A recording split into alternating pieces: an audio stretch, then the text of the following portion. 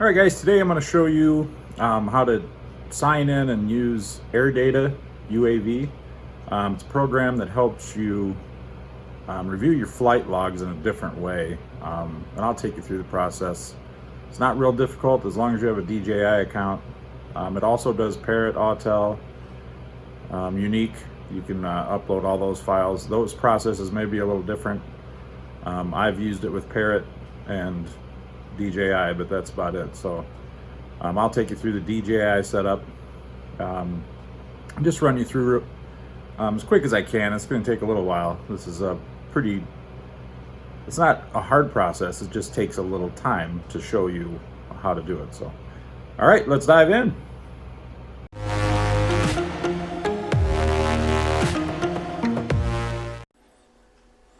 All right, everyone. Let's get started here. First thing you want to do is download Airdata HD Sync. It'll be an app on your Google Play or whatever you use. You download that. And once you have it, you basically put in your DJI username, DJI password. And then you verify the DJI login. They give you an Airdata token, it's called. And then you verify that. Okay, so you want that all active, and don't sync anything yet. You want to back out of that, get into your DJI Go 4 app, and under your flight records, you'll see up in the upper right hand corner there's a little cloud with the refresh symbol in it. I always select all, and then I start synchronization. I may not have very many because I just did this for myself.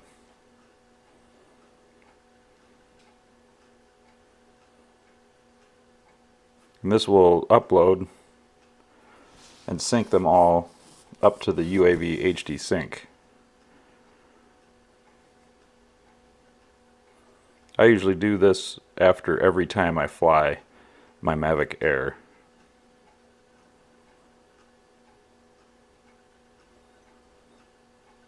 And best chance here for success, it's never failed me, but I always do it on Wi-Fi.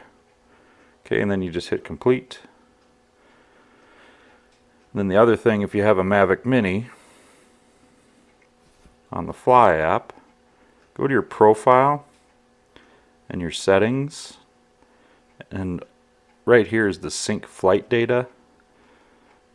You're going to want to toggle that to on. The DJI Fly App does it automatically. You don't have to do anything else. It immediately uploads into Airdata UAV. So that it actually works best for that one. On the DJI Fly App works better than the Go 4 app actually. Alright, and now we'll go onto my PC and okay, first thing we're going to do here is I have a shortcut to my Airdata UAV. You can look it up, and if you're on a tablet like an iPad or an Android tablet, you have to go into a browser to open this. It's not really an app, it's more of a website.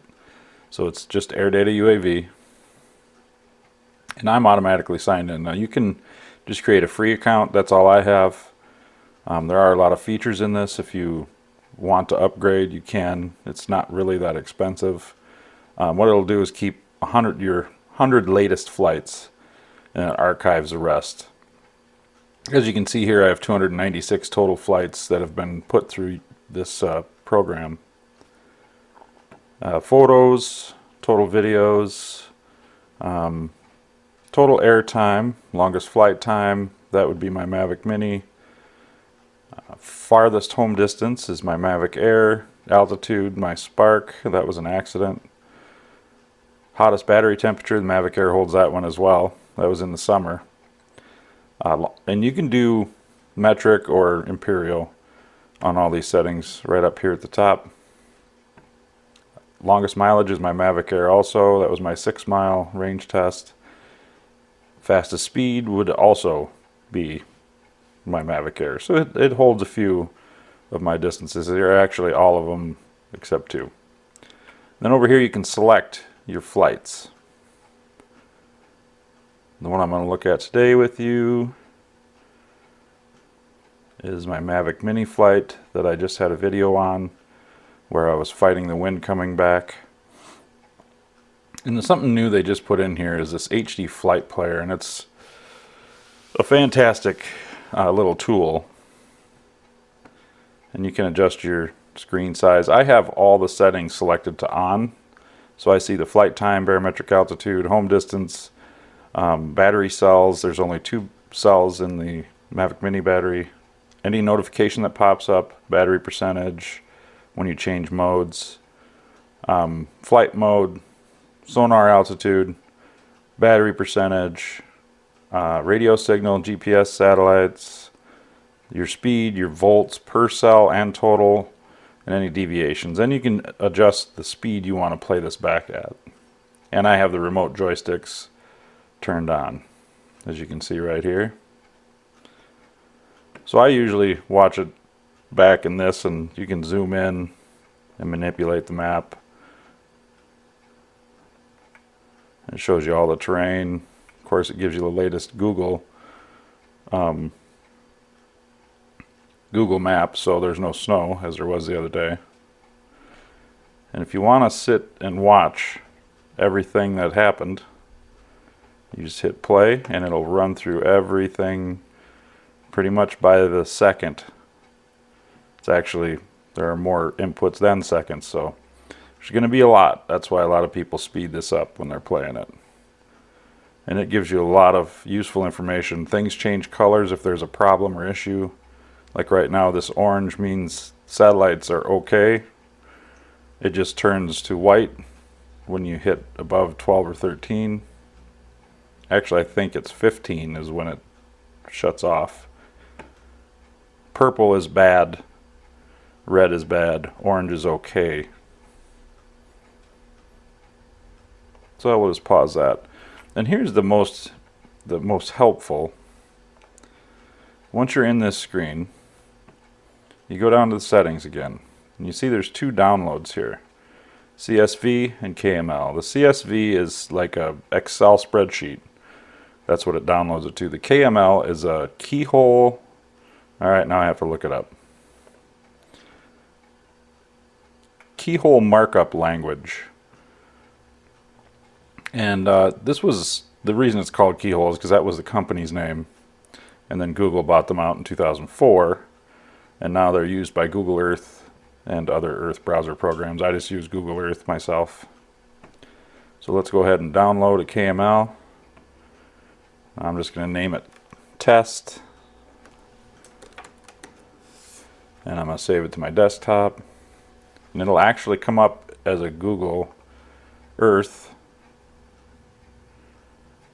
logo, as you can see here.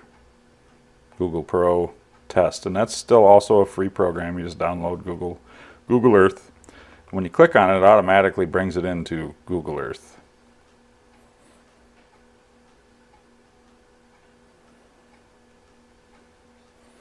Now, I haven't played with this too much. I just started doing this part of it yesterday. I just closed that out. And you can see here, I should have done the start my story, but it shows you your map, your path that your flight took.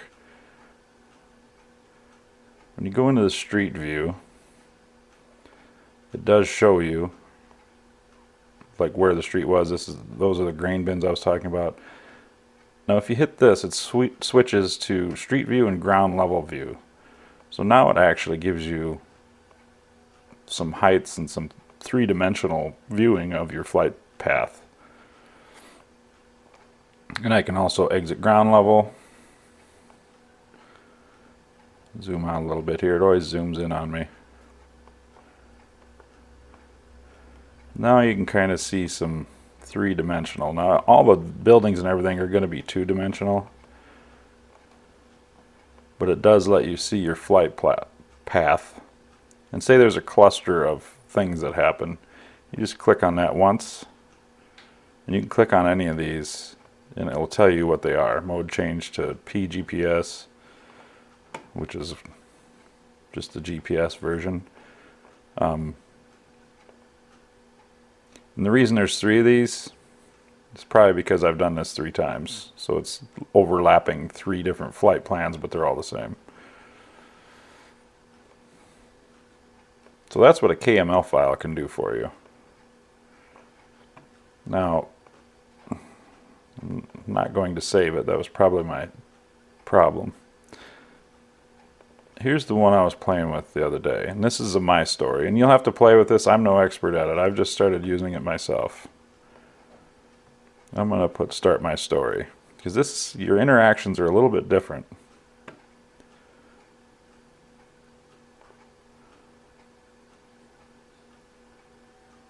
You can actually do a little more when you do the start my story. It lets you be a little more interactive.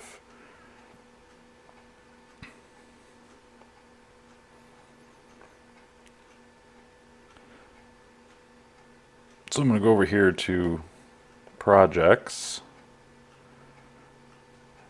I'm going to do a new project. Import KML file from computer.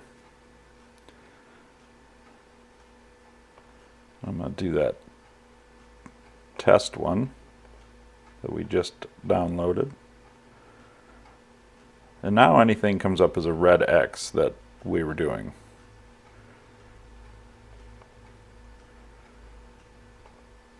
I don't like any of this stuff. I like my full screen here. So I'm going to zoom out just a hair. You can see the controls are a little different. And I slide this this control arrow over here so I have more control to turn it. And also, this is what I couldn't do in the other one. You can rotate up and down by holding the left mouse button. And then you can see your height a lot better. And then as before, you can click on each of these and it tells you exactly what it means, what your altitude was, your from home distance, and above sea level. You can edit these and do some things. I haven't played with it too much. You know, I took off from my sister's driveway right here. So anyway, it's very interesting. If you have any questions about flights and you want to dive into them. I actually had one open. I didn't title it.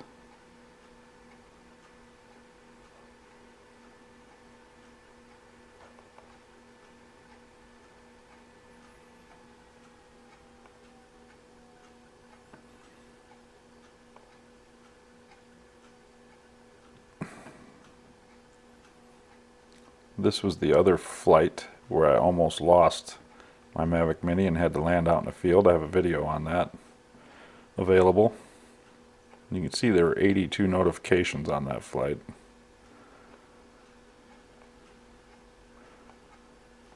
And you can drag around the screen. It's a really cool program, I think. Over here it does give you a list of every warning or message that came up, so I just thought it was pretty neat. Wanted to show you guys what you could do with that data. Alright, if you guys have any questions, feel free to hit up my email. I'll put it down, and it's in my description for my channel. So if you have any questions, I can help you out and set this up. It's really not that hard, guys. Like I said, you can do this on a pad, you know, any type of tablet, or on a PC, I think works best. But I have done it on my iPad also. It's just neat to see your flight, you know, as it pertained to the real world. Yeah, you can see on this flight I had to land out here in this field because I ran out of battery power. Wasn't that far, 3,000 feet. And that was my flight from just a couple days ago, 3 days ago, when I was struggling getting back because of the wind, but I just kept bringing it down, dropping my altitude, and got it home and landed with like 24% battery, so I was still fine. Alright guys, that'll wrap it up. I'll put together this video. If you guys have any questions, like I said, hit me up email, hit me up in the comments. Make sure you like and subscribe. Hope it wasn't too long. I think there's a lot of good information you can find out about your flights through this program, so I'm more than happy to help. All right, thanks everyone. Catch you later.